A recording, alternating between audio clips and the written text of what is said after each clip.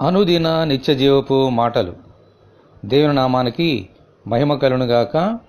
దేవుని వాక్యాన్ని చదువుకుందాము. తేజోవాసులైన పరిశుద్ధుల స్వాస్థ్యములో పాలివారమగుటకు మనలను పాత్రులుగా చేసిన తండ్రికి మీరు కృతజ్ఞతాస్తుతులు చెల్లింపవలనియు దేవుని బతిమాలుచున్నాము.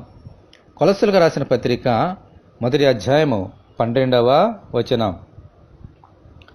పరిశుద్ధ దేవుని యొక్క నివాస స్థలము పరలోకము.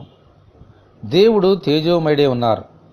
అక్కడ ఆయనతో పాటు ఉన్నవారంతా అనగా శరాపులు, కెరూబులు, 24 పెద్దలు, దేవదూతలు, ప్రధాన దూతలు, వీరంతా పరిశుద్ధులు. ఆమేన్. మరియు అబ్రహాము, ఇస్సాకు, యాకోబు, దావీదు మొదలైన పితరులు, ప్రవక్తలు, భక్తులు అందరూ వారితో పాటు ఆ స్వాస్థ్యమునకు పాలిభాగస్థులు. ఆమేన్.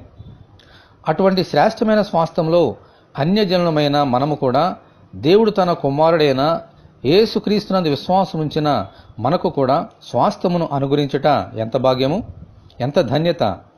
దేవునికి మహిమ కలుగునుగాక. ఆమేన్. మనము ఏమి చేసి ఆయన రుణమును తీర్చుకోగలము?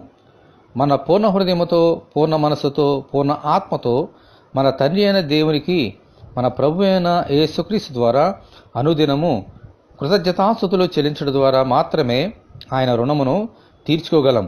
ఆమేన్. హల్లెలూయా. ఇటువంటి కృప కొరకు మనమందరము దేవుని ప్రార్థన చేసుకుందాము. ప్రభువా, అపాత్రమై ఉన్న మమ్ములను మీరు రక్షించి తేజోవాసులైన వారితో సమానముగా స్వాస్థ్యము పొందినట్లు ఆశీర్వదించినందుకు మీకు వందనములు. మా జీవితకాలమంతయు ఆ మేలును మరిచిపోక మీకు కృతజ్ఞతాస్తుతులు చెల్లించినట్లు అనుగ్రహించమని ప్రభువైన యేసుక్రీస్తు ద్వారా ప్రార్థన చేయుచున్నాము తండ్రి. ఆమేన్. ప్రభువైన యేసుక్రీస్తు కృప మనకందరికీ తోడే ఉండి నడిపించునుగాక. ఆమేన్. పరిశుద్ధ దేవుని మందిరం.